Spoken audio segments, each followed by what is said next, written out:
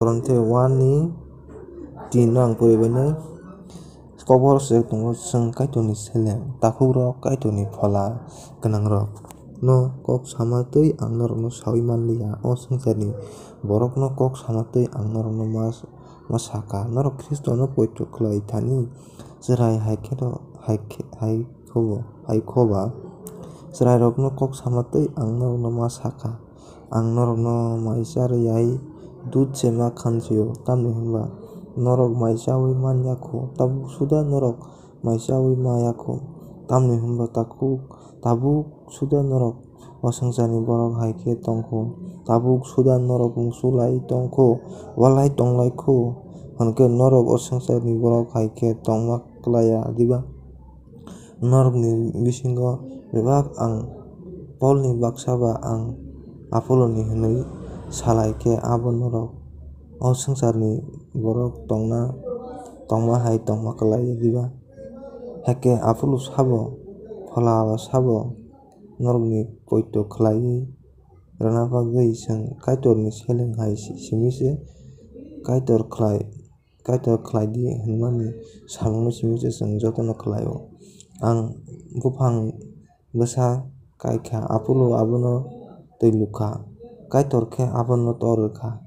aro kainaisa bai twi lunaisa khe mungsabui bupha torwnai kaitor soi kainaisa bai twi lunaisa pherlaya borok samung tangtui no kaitor borokno sak sakni manthai rwnai chwng hinkhe kaitorni samung tanglainai norok hinkhe kaitorni kheto norok kaitor tangmani nogo klaio kaitor ano chuar rwma bai ang nog tangna kwrwng hai khe nokthai lukha hakhe tei khoroksa a sakao nog tango sabo bahai khe tang abo jotono kaham khe naithok tamni hwnba kaitor nokthai lumani abo wngkha Jisu Kristo bo simi se nokthai tei kaisa nokthai phano luui manya a nokthai o baksa rangchak eba rwphai eba money rok bai tango baksa khe buphang eba chwkap eba sonorok bai tango jotono bahai khe tang kha abo Kristoni salo dakdak khe phunukjak hwne a salo joto borokni samung bahai abo hor bai phunukjagoni a hor abono soida soya o telewui nai hwne omung no a nokthai o tangmani nog hor bisingo tongrwkhe a nog tangnaisa sokhat mannai phiya khoroksaswk tangmani abo khamui thangkhe a tangnaisa abono kepelnai haifano